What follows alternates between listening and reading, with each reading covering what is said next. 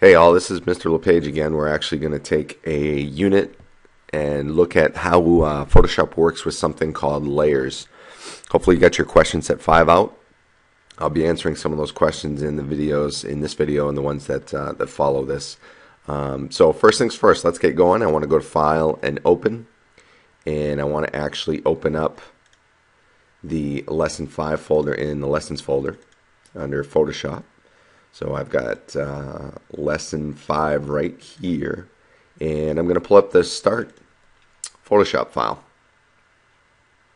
So while this is opening up, I'm going to cover basically the definition of what a layer is. And if you think about layers in terms of window screens or kind of transparent covers over each piece, you'll understand what I'm talking about. As I look at this particular picture, you'll notice in the layers palette you've got 1, 2, 3, 4, 5 layers that are actually currently on this page. And as I click and show the Show Hide button, which is the little eyeball looking icon, you can actually see each layer as it comes up. So I've got all these layers involved. I'm going to turn all those off as well because it's a lot easier to work with. But basically all these graphic pieces are part of this image already. So we're good to go. We've got our picture up here. And what you're going to notice, if you don't have your layers palette up, just head on over to your window menu and you'll notice there's a layers palette view under the window menu. So let's make sure that's up and going, which mine is. We're going to move through, and as we move through, you're going to see this special layer below called the background layer. You'll notice there's a little lock here, which basically means that I cannot change this layer whatsoever. This paper texture layer, let me turn this on for a quick second. Look, it obviously has no lock over here, so I am able to edit that paper texture layer with anything that I want to do. The background layers are different. Every picture has a background layer. And the bottom line is this: the difference between a background layer and another layer is the background layer is static. You cannot touch that whatsoever. In order to, there are ways you can change the background layer, but what you would first have to do is create another layer based on the background layer. So what I would do is I would take the background layer and I would right click on it and I would duplicate the layer or layer from background, or whichever one, either one of those will work. It'll say background copy.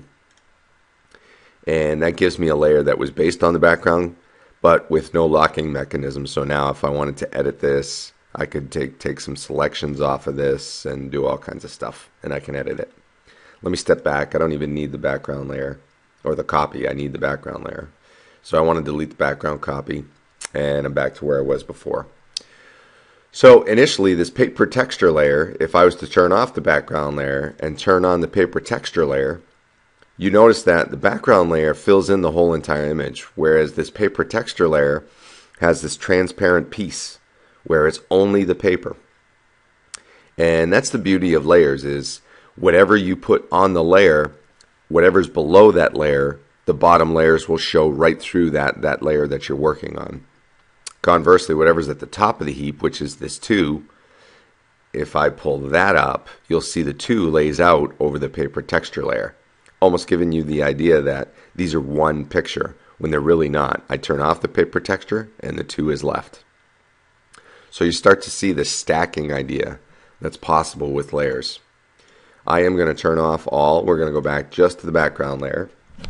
And we're actually going to work with a picture, a graphic that we're going to pull in. We're missing one. So we're actually going to add a layer to this picture. I'm going to go to File and Open. And I'm going to look into my Lesson 5 folder. I'm going to look for this picture called photo.psd. I'm going to double click on that to open that up. And again, once again, I mentioned this is CS3. All of my images open up in their own windows. If yours are not, make sure you go to Window, you go to Arrange, and you'll see some commands in there in CS5 that basically say float all in windows, or pull all out to separate windows, or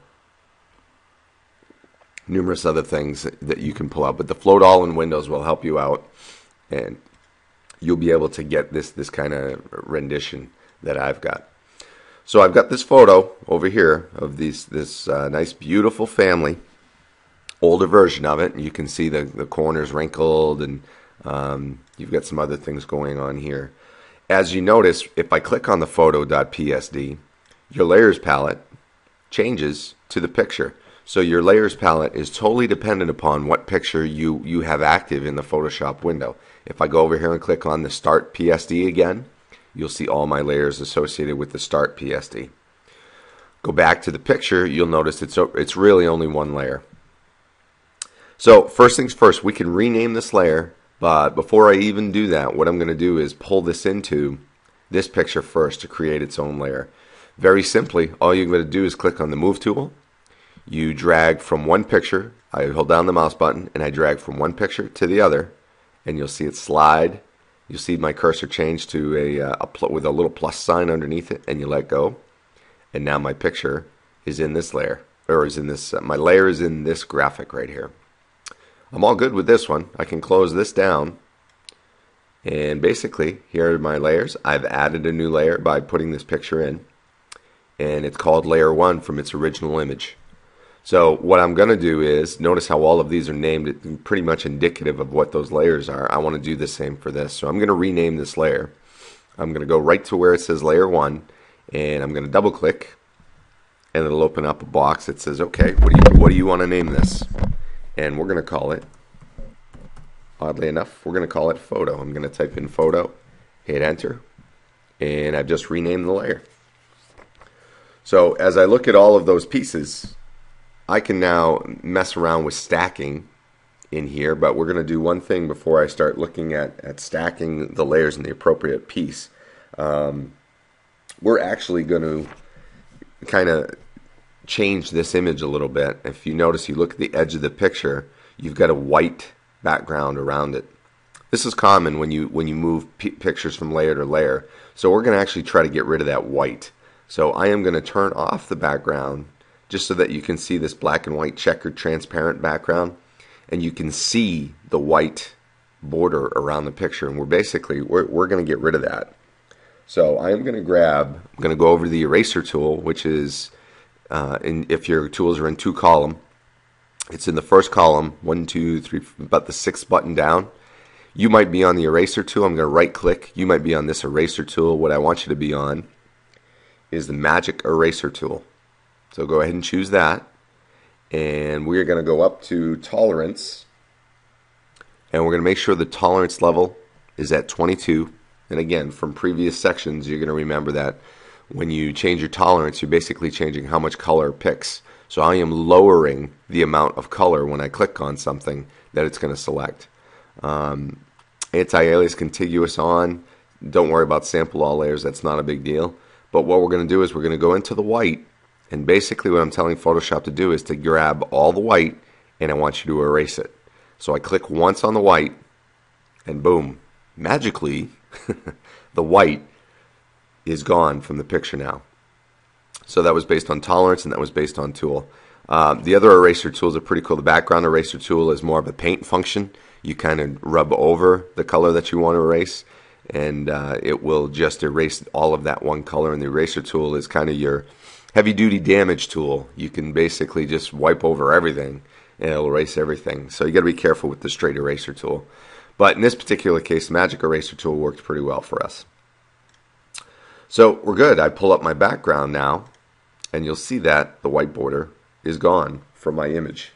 So we did a good job there. We are going to now go ahead and start thinking about how these layers are going to be arranged. Let's pull up all the layers with the exception of the text layer. So as you notice, it's kind of a mess right now. I just messed around with the photo layer, and it's all hidden way in back behind these layers over here. I'm going to go to the Move tool just for the heck of it.